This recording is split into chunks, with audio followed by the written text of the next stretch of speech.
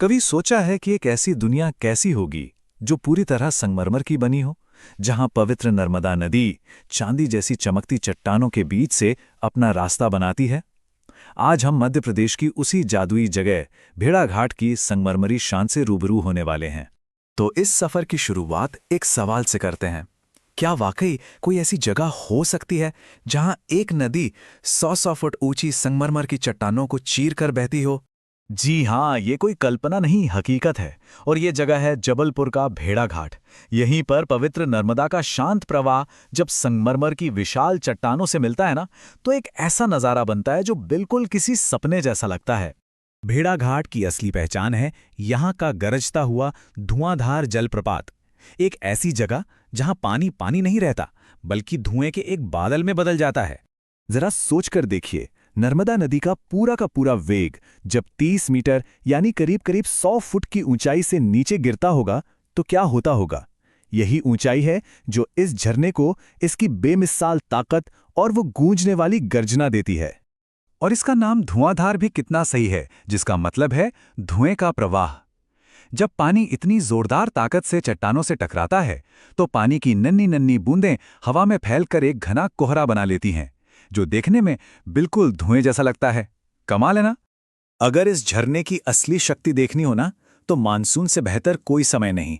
और अगर इस पूरे शानदार नज़ारे को एक ही बार में अपनी आंखों में कैद करना है तो केबल कार से बेहतर कुछ भी नहीं। ये आपको झरने के ठीक ऊपर ले जाकर एक जबरदस्त एरियल व्यू देती है। चलिए अब झरने के शोर से थोड़ा दूर चलते हैं, उस शांत दुनिया में जिसके लिए भेड़ाघाट असल में जाना जाता है। ये है संगमरमर की चट्टानों के बीच एक ऐसी नाव यात्रा जिसे भूलना नामुमकिन है। लेकिन आखिर इस नाव की सवारी में ऐसा क्या खास है जो इसे जिंदगी भर का एक अनुभव बना देता है? इसका जवाब इन चट्टानों की खामोशी में ही छिपा है। जब नाव धीरे धीरे इन विशाल ऊंची चट्टानों के बीच से गुजरती है तो ऐसा लगता है जैसे वक्त थम सा गया हो। ये बिल्कुल किसी फिल्म के सीन जैसा है, जहां चारों तरफ सिर्फ खामोशी है और कुदरत की बेमिसाल कारीगरी। इस नाव यात्रा के दो रूप हैं और दोनों ही लाजवाब हैं। दिन में सूरज की रोशनी इन सफेद चट्टानों पर पड़ती है और इन्हें चमका देती है, लेकिन असली जादू तो पूर्णिमा की रात में होता है, जब चांद की ठंडी रोशनी में ये संगमरमर की चट्टानें चांदी की तरह चमक उठती हैं। वो नज़ारा सचमुच किसी और ही दुनिया का लगता है। प्रकृति के इन नज़ारों के बाद अब रुख करते हैं इतिहास और आध्यात्म की दुनिया का, भेड़ाघाट के प्राचीन 64 योगिनी मंदिर की ओर। ये कोई साधारण मंदिर नहीं है। इसका निर्माण 10वीं शताब्दी में कलचुरी वंश के शासकों ने करवाया था। और पता है, ये भारत के उन गिने चुने योगिनी मंदिरों में से एक है जो आज भी मौजूद है। और यही बात इसे एक बेहद खास ऐतिहासिक धरोहर बनाती है। ये मंदिर एक ऊंची पहाड़ी पर बना है। जरा सोचिए, एक तरफ धुआंधार जलप्रपात की गर्जना सुनाई दे रही है और दूसरी तरफ नर्मदा का शांत प्रवाह दिखाई दे रहा है। सच में ये जगह इतिहास, आध्यात्म और प्रकृति का एक अद्भुत संगम है, जो इसे हर किसी के लिए खास बना देता है।